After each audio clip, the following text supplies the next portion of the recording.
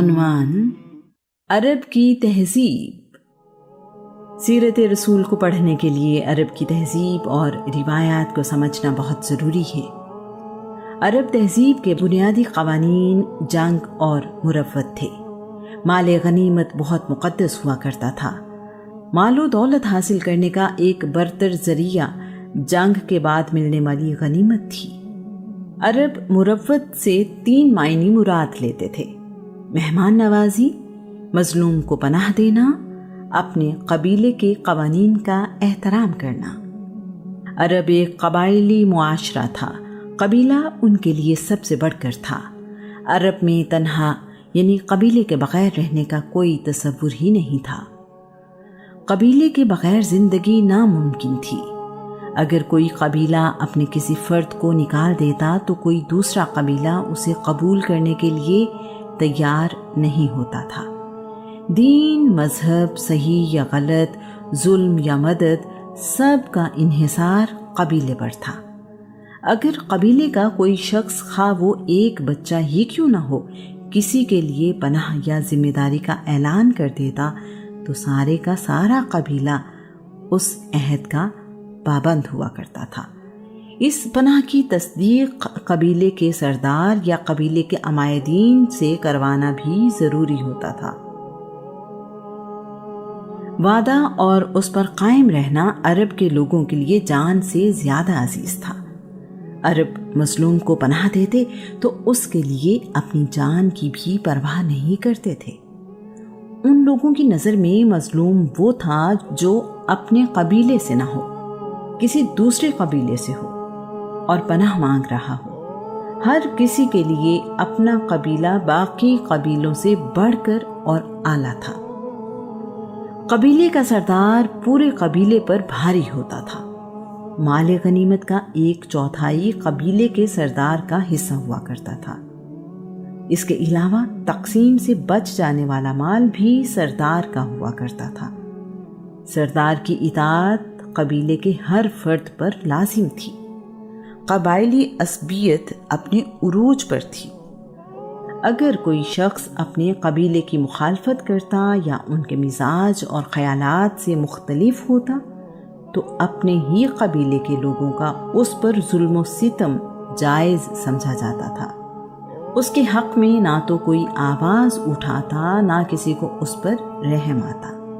اگر کوئی قبیلہ اپنے کسی فرد کی ذمہ داری سے ہاتھ اٹھا لیتا تو یہ ایسے تھا جیسے اس کو سزائے موت سنا دی گئی ہو۔ قبیلے سے علیحدہ ہو جانے والے فرد کی شناخت رہتی تھی، نہ زندگی کی ضمانت۔ اب اگر اسے قتل کر دیا جائے یا غلام بنا لیا جائے تو بھی کوئی اس کی مدد کے لیے یا بدلہ لینے کے لیے نہیں آئے گا۔ کوئی انسان قبائلی پناہ میں نہ ہوتا یا بھولا بھٹکا ہوتا تو اسے غلام بنا کر بیچ دیا جاتا تھا۔ زید بن حارثہ کو اغوا کر کے غلام بنا لیا گیا۔ غلامی کا مطلب تھا کہ اب وہ انسانوں کے درجے سے نکل کر جانوروں سے بدتر زندگی بسر کرنے پر مجبور ہے۔ مسافر کو راستہ دکھاتے دکھاتے قید کر لیا جاتا۔ سلمان فارسی کو یثرب کا راستہ دکھاتے ہوئے غلام بنا لیا گیا۔ غلاموں کی منڈیاں لگتی تھیں اور خرید و فروخت ہوتی تھی۔ غلام کو قتل کرنے کی کوئی سزا نہیں تھی۔ مالک کو اس کی سانسوں پر بھی حق حاصل تھا اور اس کے جسم پر بھی۔ غلام پر ظلم کرنا مالک کا حق تھا۔ غلام کی اولاد پیدائشی غلام ہوتی تھی۔ مالک سے بھاگ کر آزادی حاصل کرنا بھی ممکن نہیں تھا۔ آزادی کا واحد راستہ غلام کی قیمت ادا کرنا یا اس کے بدلے میں غلام دینا تھا۔ کسی غلام کے لیے خود ایسا انتظام کرنا ممکن نہیں تھا۔ عرب میں 3 چیزیں بدبختی کی نشانی سمجھی جاتی تھی: اجنبی یا کمزور ہونا، غلام ہونا، سیاہ فام ہونا۔ عرب معاشرے میں اگر کوئی شخص قتل ہو جاتا تو مقتول کا قبیلہ قاتل کے قبیلے سے قصاص لیتا تھا، نہ کہ اس قاتل فرد سے۔ ان کا عقیدہ تھا کہ جب تک مقتول کا بدلہ نہ لیا جائے اسے سکون نہیں ملتا اور اس کی روح الو بن کر بیابانوں میں بھٹکتی رہتی ہے۔ وہ روح ہر وقت پیاس پیاس کہتی رہتی ہے۔ جب اس کے قتل کا بدلہ لے لیا جائے تو اس روح کو سکون مل جاتا ہے۔ اسلام سے پہلے قتل کرنا گناہ نہیں سمجھا جاتا تھا۔ اگر کوئی قبیلہ طاقتور ہوتا تو اسے خون بہا 10 اونٹ ادا کر دیا جاتا۔ یہ تھی انسانی زندگی کی کل قیمت۔ قبیلے کے افراد کی تعداد، مال، جانور، اسلحہ، علاقہ اور جنگ کرنے کی اہلیت قبیلے کو کمزور یا طاقتور بناتی تھی۔ طاقت ہی سب کچھ تھی۔ کمزور قبیلے کے لوگ کچھ مطالبہ نہیں کر سکتے تھے۔ کمزور قبیلوں کے حقوق نہ ہونے کے برابر تھے۔ ہر قبیلہ قاضی تھا اور فیصلہ کرنے میں آزاد۔ باپ کی غلطی کا بدلہ بیٹے سے اور بیٹے کی غلطی کا بدلہ باپ سے لینا عام تھا۔ ایک سردار کی خواہش پر جنگ کرتے ہوئے ہزاروں لوگوں کو قتل کر دیا جاتا تھا۔ عرب میں رہنے والوں کا اثاثہ یہ ہوا کرتا تھا: خیمہ، جو انہیں دھوپ اور گرمی سے بچاتا تھا،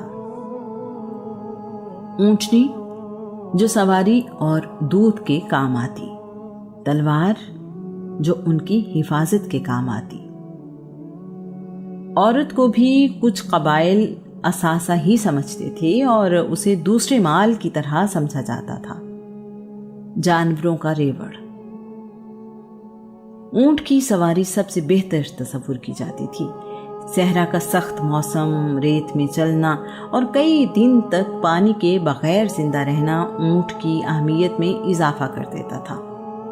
اونٹ 10 دن تک پانی پیے بغیر صحرا کے سخت موسم میں اپنی پوری قوت کے ساتھ سامان اٹھا کر سفر کر سکتا ہے۔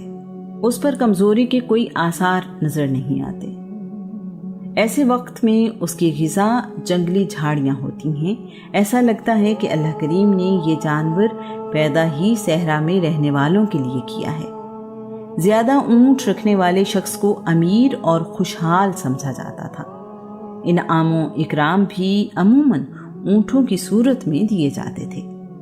خچر اور گھوڑے بھی سواری کے کام آتے تھے، لیکن صحرا کے سخت اور لمبے سفر کے لیے مناسب نہیں تھے۔ سفید خچر بہت قیمتی تصور کیا جاتا تھا۔ سفید خچر کو اس زمانے میں شاہی سواری کا درجہ حاصل تھا۔ بھیڑ بکریاں بھی پالی جاتی تھی۔ ان کا استعمال دودھ اور گوشت کی صورت میں ہوتا تھا۔ بھیڑ بکریاں تجارت کے لیے نہیں پالی جاتی تھی۔ عرب میں جانوروں کے ساتھ ظلم عام تھا۔ زندہ جانوروں کو باندھ کر تیر اندازی کی مشق کی جاتی تھی۔ زندہ جانوروں کے جسم سے گوشت کاٹ لیا کرتے تھے۔ جانوروں کی دم اور گردن کے بال کاٹ لینا عام تھا۔ زندہ اونٹ کی کوہان اور بھیڑ کی چربی والی چکی کاٹ کر کھا لیتے تھے۔ اگر کوئی شخص مر جاتا تو اس کا جانور اس کی قبر پر باندھ دیتے تھے۔ ایسے جانور کو کچھ کھانے پینے کے لیے نہیں دیتے تھے، یہاں تک کہ وہ جانور بھوک پیاس سے مر جاتا۔ کعبہ میں پناہ لینے والے کے لیے سب قبیلوں کی پناہ تھی، چاہے وہ قاتل ہی کیوں نہ ہو۔ اسے کچھ نہیں کہا جاتا تھا۔ عرب کے لوگ اپنے سر پر کافیہ یعنی عرب کا روایتی رومال رکھا کرتے تھے۔ یہ سخت موسم سے بچاتا اور ان کے لیے فخر کا نشان بھی تھا۔ عرب میں داڑھی رکھنے کا رواج عام تھا۔ اس کا تعلق کسی دین سے نہیں تھا۔ اپنی چادر یا پاجامے کو لٹکانا اور پاؤں کے نیچے لینا فخر و تکبر کی نشانی سمجھا جاتا تھا۔ عرب کے رئیس اور شرفا بچوں کو دودھ پلانے کے لیے معاوضے پر دایا رکھا کرتے تھے۔ دودھ پلانے والی دائیاں بیٹوں کو اپنے ساتھ گاؤں لے جاتی تھیں۔ بیٹیوں کے لیے دایا گھر پر رکھی جاتی تھی۔ تمام دنیا سے لوگ حج کے لیے مکہ آیا کرتے تھے۔ اس وجہ سے ان کی زبان میں بہت سے دوسرے الفاظ بھی شامل ہو گئے تھے۔ دودھ پلانے کے علاوہ بچوں کو دیہات میں بھیجنے کا مقصد خالص عربی زبان پر عبور حاصل کرنا بھی تھا۔ عربوں کے لیے ان کی زبان ان کا فخر تھا۔ زیادہ تعداد میں شادیاں کرنا ان کی ثقافت تھی۔ عرب میں بیویوں کی تعداد یا حد مقرر نہیں تھی۔ شادی کے لیے دلہا دلہن کی عمر میں فرق کوئی حیثیت نہیں رکھتا تھا۔ لڑکیوں کی شادی چھوٹی عمر 9-10 سال میں کرنا عام تھا۔ دلہن کی عمر بیٹی یا پوتی کے برابر ہونے کے باوجود شادی عام تھی۔ بالکل اسی طرح دلہا کی عمر بھی کوئی معنی نہیں رکھتی تھی۔ عورتیں اپنے ولی کے بغیر شادی نہیں کر سکتی تھیں۔ شادی کے لیے سرپرست کی رضامندی ضروری تھی۔ باپ کے مرنے یا طلاق دینے پر سوتیلا بیٹا اپنی والدہ سے شادی کر لیتا تھا۔ عورتوں کے لیے بھی دوسری، تیسری یا چوتھی شادی عام تھی۔ طلاق کا اختیار مرد کو حاصل تھا اور اس کی کوئی حد مقرر نہیں تھی۔ عرب اپنی بیٹی کی شادی اپنے سسرال میں یا اپنے والد کے سسرال میں کر کے سمجھتے تھے کہ انہوں نے اپنی بیوی ماں کا بدل اپنے سسرال والوں کو دے دیا ہے۔ عرب پتھروں سے بنے گھروں میں رہا کرتے تھے۔ گھر عمومی طور پر ایک منزل کے ہوتے تھے، یعنی سنگل سٹوری۔ کچھ لوگوں کے گھر 2 منزلہ بھی ہوتے تھے۔ عرب میں خوشبو کو بہت اہمیت حاصل تھی، یہاں تک کہ عرب پینے والے پانی میں بھی خوشبو کا استعمال کیا کرتے تھے۔ عرب میں عورتوں کے بارے میں مختلف رویہ پایا جاتا تھا۔ کچھ قبیلوں میں عورت کو بڑی اہمیت حاصل تھی، یہاں تک کہ کچھ قبیلوں کی سردار عورتیں تھیں۔ نبوت کا جھوٹا دعویٰ کرنے والی سجاح بنت حارث اپنے قبیلے کی سردار تھی۔ جنگ اور صلح کی وجہ عورتیں بنتی تھیں۔ بدوی عورتیں مردوں کی طرح دلیر ہوتی تھیں۔ ان عورتوں کے دل میں ڈر، خوف نام کی کوئی چیز نہیں تھی۔ کچھ قبیلے عورتوں کو کم تر مخلوق سمجھتے تھے۔ یہ منقولہ جائیداد تھی۔ عورت وراثت میں تقسیم ہوتی اور کسی سے بھی اس کا لین دین کیا جا سکتا تھا۔ بیٹی کا پیدا ہونا منحوس خیال کیا جاتا تھا۔ کچھ لوگ بیٹیوں کو زندہ دفن کر دیتے تھے، مگر تمام قبائل میں ایسا نہیں تھا۔ قریش کے قبیلے بیٹیوں کو زندہ دفن کرنے کے خلاف تھے۔ عرب میں کعبے کا حج ہمیشہ سے رائج تھا۔ مکہ کے لوگ حج کے لیے آنے والوں کی بڑی خدمت کرتے تھے۔ وہ حاجیوں کو اللہ کا مہمان سمجھتے تھے۔ کعبے کی دیواروں پر اللہ کے نبی ابراہیم، اسماعیل، عیسیٰ اور بی بی مریم کی تصویریں بنی ہوئی تھیں۔ کعبہ میں سب قوموں نے اپنے اپنے بت رکھے ہوئے تھے۔ بت ہی خدا تھے۔ بتوں پر انسانی گوشت اور خون کے چڑھاوے بھی چڑھائے جاتے تھے۔ جس قبیلے کا جی چاہتا اپنے لیے علیحدہ بت لے آتا۔ نیا بت لانے پر کوئی پابندی نہیں تھی۔ سب سے بڑا بت ہبل تھا۔ قبیلہ بنی خزاعہ کا سردار عمر بن لوہی اس بت کو ملک شام سے لایا تھا۔ اس کے بعد ہبل ان کے لیے سب سے بڑا خدا ہو گیا۔ خدا سے رہنمائی کے لیے فال نکالی جاتی تھی، جس کے لیے تیر استعمال کیے جاتے تھے۔ فال نکالنے والے لوگ بڑی عزت کی نگاہ سے دیکھے جاتے تھے۔ اہم کام کرنے سے پہلے، سفر کرنے سے پہلے، قربانی کرنے کے لیے یا کسی کو سچا ماننے کے لیے فال نکالنا عام تھا۔ یہاں تک کہ کسی کی اپنے والد سے نسبت اگر مشکوک ہوتی تو بھی فال کے ذریعے سے ہی جانی جاتی تھی۔ کاہن اس معاشرے کے بہت اہم افراد تھے۔ لوگ اپنی ضرورتوں اور معاملات میں رہنمائی لینے ان کے پاس جاتے تھے۔ یہ بڑے ذہین لیکن چالاک لوگ ہوا کرتے تھے۔ اپنی باتوں سے لوگوں کو شیشے میں اتار لیتے، لوگ ان کی باتوں اور معلومات کے سحر میں آ جایا کرتے تھے۔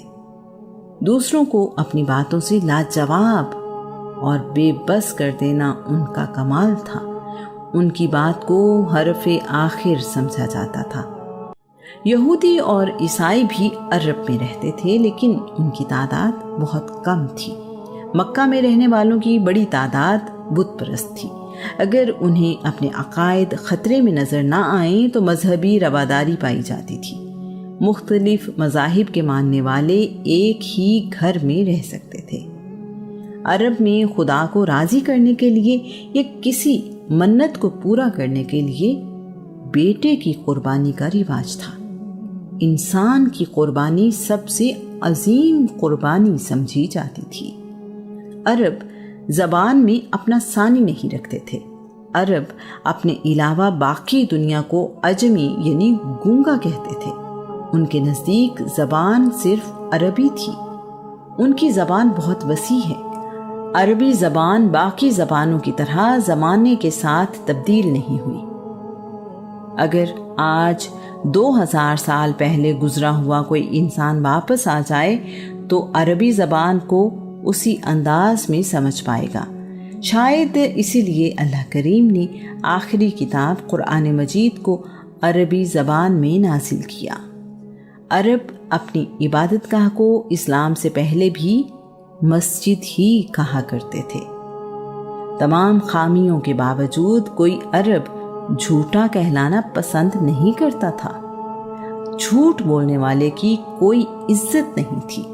عرب بہت خوددار تھے۔ عرب میں کوئی کتاب موجود نہیں تھی، نہ الہامی کتاب نہ کسی انسان کی لکھی ہوئی۔ قرآن کریم عربی زبان کی پہلی کتاب ہے۔ علم کا معیار شاعری تھا۔ شاعر کو سب سے زیادہ علم والا سمجھا جاتا تھا۔ اس کی قدر سب سے بڑھ کر تھی۔ شاید اسی لیے رسول اللہ جب قرآن مجید سناتے تو عرب اسے شاعری کہتے تھے۔ شاعر اپنا سب سے اعلیٰ کلام کعبہ میں لٹکا دیا کرتے تھے۔ باقی معاشروں میں شاعر ایک ادیب کی حیثیت رکھتا ہے، جبکہ عرب میں شاعر ایک ہی وقت میں ادیب، طبیب، روحانی پیشوا اور دانشور تصور کیا جاتا تھا۔ عرب میں ذوق کی تسکین کا واحد ذریعہ شاعری تھا۔ ان کے ہاں تاریخ بھی شاعری میں ہی ملتی ہے۔ خوشی، غمی، نیک بختی، شادی یا موت اور صلح یا جنگ، ہر موقع کے لیے شاعری موجود تھی۔ ہر شخص شاعری نہیں جانتا تھا، جس کی وجہ سے شاعر بہت عزت پاتے تھے۔ مشاعرے عام منعقد کیے جاتے تھے اور بہترین شاعر کو خوب نوازا جاتا تھا۔ اس دور میں شاعر ہوا اور پانی کی طرح زندگی کا لازمی حصہ تھا۔ جنگوں میں بہادری کی تعریف اور دشمن کی برائیاں شاعر ہی کیا کرتے تھے۔ شاعری کرتے ہوئے ساکت حروف کا استعمال بھی عام تھا۔ قرآن مجید میں بھی ساکت حروف کسی سورہ کی ابتدا میں استعمال ہوئے ہیں، جیسے الف لام میم، کاف ہا یا عین صاد۔ اسی لیے اس زمانے میں کسی نے اس بات پر اعتراض نہیں کیا۔ اس زمانے میں آج جیسے سکول نہیں تھے۔ سب لوگ اپنے والدین اور قبیلے کے لوگوں سے ہی سیکھتے تھے۔ یہ کوئی عجیب بات نہیں تھی۔ قسم اٹھانا اور قسم اٹھوانا عرب کا عام رواج تھا۔ کسی چیز پر زور دینے کے لیے یا اہمیت بتانے کے لیے عرب قسم اٹھایا کرتے تھے۔ شاید یہ عربی زبان کا حسن ہے۔ سود خوری عام تھی۔ تجارت میں اہل عرب بہت سمجھدار تھے۔ شام، فلسطین، روم، ایران، حبشہ اور یمن میں سامان تجارت لے کر جاتے اور وہاں سے سامان لا کر عرب میں بیچتے تھے۔ قریش چونکہ کعبے کے خدمت گزار سمجھے جاتے تھے، اس لیے تجارت کے لیے جہاں بھی جاتے لوگ انہیں عزت و احترام سے ملتے۔ عرب تجارتی راستوں پر رہنے والے قبیلوں سے اچھے تعلقات رکھتے تھے تاکہ وہ مال تجارت لوٹ نہ لیں۔ پہاڑی اور صحرائی علاقہ ہونے کی وجہ سے آبادی آج کے شہروں کی طرح نہ تھی۔ لوگ چھوٹی چھوٹی ٹولیوں میں رہتے تھے، جہاں پانی یا سبزہ دیکھتے وہیں رہنا شروع کر دیتے۔ سال میں 4 مہینے محترم تھے۔ یہ مہینے رجب، ذی-قعد، ذی الحج اور محرم تھے۔ ان مہینوں میں نہ جنگ کی جاتی، نہ ہی قافلوں کو لوٹا جاتا۔ انہی مہینوں میں حج اور عمرہ ادا کیا جاتا تھا۔ کوئی مرکزی نظام تھا، نہ کوئی مرکزی حکومت۔ ضرورت پڑنے پر قبائلی سردار اکٹھے ہو کر فیصلہ کرتے۔ یہ فیصلے انہی معاملات پر لاگو ہوتے جن کے بارے میں فیصلہ کیا جاتا تھا۔ باقی معاملات کے لیے قبیلے اپنا فیصلہ کرنے میں آزاد ہوتے۔ دور دور کے شہروں کو الگ ملک تصور کیا جاتا تھا۔ یہ تصور آج کے ملک کی طرح نہیں تھا۔ اس زمانے میں شہر، ملک اور بر اعظم آج کے معنی میں نہیں تھے۔ ایک ہنر اور ایک قبیلے کے لوگ ایک ہی جگہ رہتے تھے اور یہی ان کے مفاد میں تھا۔ اس طرح وہ اپنے آپ کو محفوظ سمجھتے تھے۔ چوری کرنے کی سزا اس زمانے میں ہاتھ کاٹنا تھی۔ یہ سزا الہامی کتاب زبور کے حکم کے مطابق تھی۔ عرب بہادروں کے بڑے قدردان تھے۔ بہادری عرب میں عزت کا نشان تھی۔ عرب اپنی آب و ہوا اور خوراک کی وجہ سے سخت جان تھے۔ عربوں میں تکلیفیں اور مشکلات برداشت کرنے کا حوصلہ قابل تعریف تھا۔ عرب میں مسلمان ہونے والے غلام اور کنیزیں ظلم و ستم سہتے رہے، مگر اپنے دین پر قائم رہے۔ اس کی وجہ ان کا اپنے دین پر یقین اور عرب میں رہنے کی وجہ سے برداشت کا حوصلہ تھا۔ بدلہ لینا عرب کے رہنے والوں کی جبلت میں شامل تھا۔ وہ بدلہ لینے کا کوئی موقع ہاتھ سے جانے نہ دیتے تھے۔ دشمن کی لاشوں کی بے حرمتی کی جاتی تھی۔ ان کے ناک، کان وغیرہ کاٹ لیے جاتے تھے۔ اسی طرح سر بھی کاٹ کر لے جاتے تھے۔ وہ لوگ قتل کرنے کے بعد قتل کیے جانے والے کے اعضاء یادگار کے طور پر اپنے پاس رکھتے تھے۔ اس زمانے میں اونٹ کی قیمت 400 درہم تھی۔ بھیڑ کی قیمت 40 درہم، یعنی ایک اونٹ قیمت میں 10 بھیڑوں کے برابر تھا۔ بکری کی قیمت 25 درہم سے زیادہ نہیں تھی۔ مکہ میں گندم کی روٹی یا نان نہایت قیمتی اور نایاب شے تھی۔ روٹی یا نان کی قیمت درہم کا 6واں حصہ تھا۔ ایک خاندان کی ایک وقت کی روٹیوں کا خرچ بکری کی قیمت کے برابر ہوتا۔ روٹی صرف امیر لوگ ہی کھا سکتے تھے۔ ایک نیزے کی قیمت 4 درہم تھی۔ اونٹ کا کجاوا 13 درہم میں مل جاتا تھا۔ مٹی کھودنے والی گینتی کی قیمت 6 درہم تھی۔ مکہ میں عام خوراک دودھ اور کھجور تھی۔ اس کے علاوہ ان کی خوراک میں خشک مچھلی بھی شامل تھی۔ گندم کبھی کبھار کھانے کو ملتی تھی۔ ان قیمتوں سے اندازہ ہوتا ہے کہ اس وقت آمدنی اور خرچ کے معاملات کیسے تھے۔ ایک غلام کی قیمت 50 درہم سے شروع ہوتی تھی۔ کبھی کبھار بھیڑ بکری کی قیمت میں غلام مل جاتا۔ غلام یا کنیز کی قیمت اس کی عمر، جوانی، صحت، ہمت اور صلاحیت کے حساب سے طے ہوتی تھی۔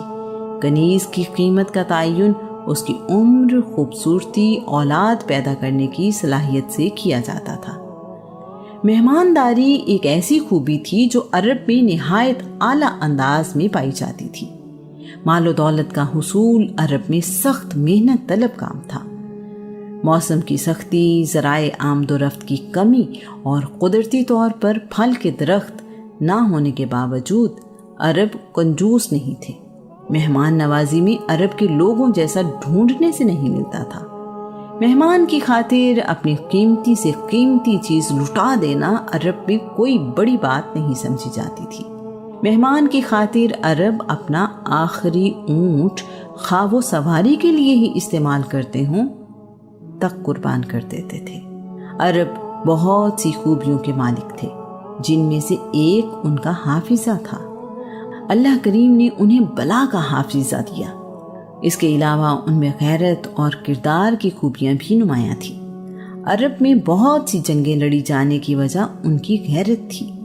جہاں بہت سے لوگوں کے لیے زندگی کی عیش ہی سب کچھ تھی، وہاں ایسے لوگوں کی کمی نہیں تھی جنہیں اپنے خاندان اور نسب کی فکر رہتی تھی۔ ایسے لوگ خاندانی نظام میں بہت احتیاط سے کام لیتے تھے۔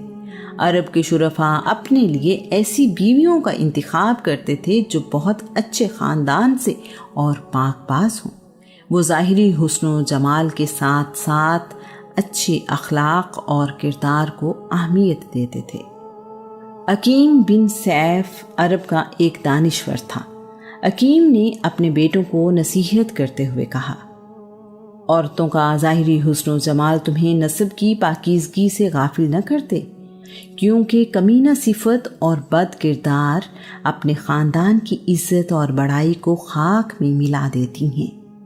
اسی طرح عرب کے ایک سردار ابو اسود دوئلی نے اپنے بیٹوں سے کہا، میں نے تم پر احسان کیا جب تم چھوٹے تھے، جب تم بڑے ہو گئے اور اس سے پہلے کہ تم پیدا ہوئے۔ بیٹوں نے حیرانی سے پوچھا، ہمارے پیدا ہونے سے پہلے آپ نے ہم پر کیا احسان کیا اور کیسے؟ ابو اسود نے کہا، میں نے تمہارے لیے ایسی پاک دامن مائیں چنی جس کی وجہ سے تمہیں کوئی گالی نہیں دے سکتا۔ اسی طرح عرب میں رہنے والی مائیں بھی ان باتوں کا بہت خیال رکھتی تھیں۔ ان میں شادی اور اس سے وجود میں آنے والے خاندان کی بہت اہمیت تھی۔ وہ اچھی طرح سمجھتی تھیں کہ گھر میں سکون اور خوشیوں کے لیے ماں کا کردار کتنا اہم ہے۔ ان کے لیے اپنی اولاد کی تربیت بہت اہم تھی۔ عرب کے رہنے والے لوگ بہت خوددار تھے۔ انہیں بھوک اور پیاس برداشت کرنے میں کمال حاصل تھا۔ یہ کہنا مشکل ہے کہ صبر اونٹ میں زیادہ تھا یا عربوں میں۔ تمام مرد اور عورتیں اپنے لباس کے نیچے ایک کمر بند بہت زور سے باندھ لیا کرتے تھے تاکہ اس دباؤ کی وجہ سے بھوک کا احساس نہ ہو۔ بعض اوقات بھوک کی شدت کو ختم کرنے کے لیے اس کمر بند سے اپنے پیٹ پر پتھر باندھ لیا کرتے تھے تاکہ اس کا وزن پیٹ پر محسوس ہو اور وہ اس خیال میں رہے کہ معدہ غذا سے بھرا ہوا ہے۔ اس ساری صورتحال کو سمجھنا کسی غیر عرب کے لیے شاید ممکن ہی نہیں۔ عقیم بن سیف عرب کا ایک دانشور تھا۔ عقیم نے اپنے بیٹوں کو نصیحت کرتے ہوئے کہا، عورتوں کا ظاہری حسن و جمال تمہیں نسب کی پاکیزگی سے غافل نہ کرتے،